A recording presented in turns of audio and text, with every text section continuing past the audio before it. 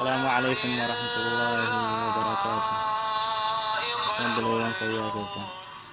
Belewan walaloo gabaabduu takkaan qabaa. Walaloon kiyyaas mata dureen isaa du'a jedha. Duuti faallaa jireenyaati. Xiqqaa guddaa hin jettu diina lubbu qabeeyyiiti.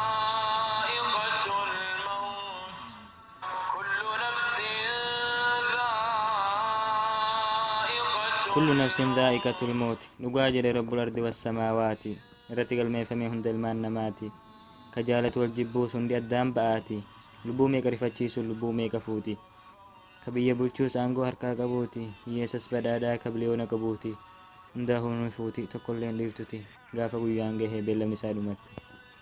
duuti boqonnaa dhumachuu duniyaati kuruu junni haa'ii gargaluun hin jiruuti duniyaan ooyiruu iddoo facaafannaati duniyaan siif dhumannaan galte akhiratti achitti argattaa hunda bu'aa hojii keeti achitti argattaa hunda bu'aa hojii keeti du'a yaaduu osoo sittiin qophaa'e meenatti hin dhufiniiti of qopheessin si eegaa anas si waamaatti akkasan godha osoo ta'e akka afaan kiyyaati kun katabamee darbee murteeffame natti rabbiin malee eenyumtuu hin beeku dhuma guyyaan kiyyaati buleessa koo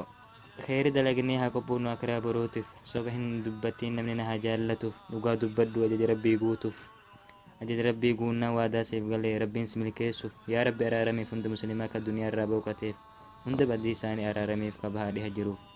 yaa rabbi bareechi du'atiyya naaf gaarii taanan dheeressi umriitiyya taasisiif hundaahuu warra dhaga'u sagaleetiyya har'a waan du'aatiin dubbadhe doktara koo qopheessee qalama baafadhe harkaan barreessee yaada koo ibsadhe of yaadachiisees yaadachiisuudhaafi waan gaarii qopheeffadhuu fi galaa karaa barootuufi duuti na'imaa gaafa haajamamtu qabdi gaafa rooroon sirra baay'attee taate namaa gadi gaafa fayyaan dhabamee kutatte abdii gaafa umriin guddattee akka daa'imaa taate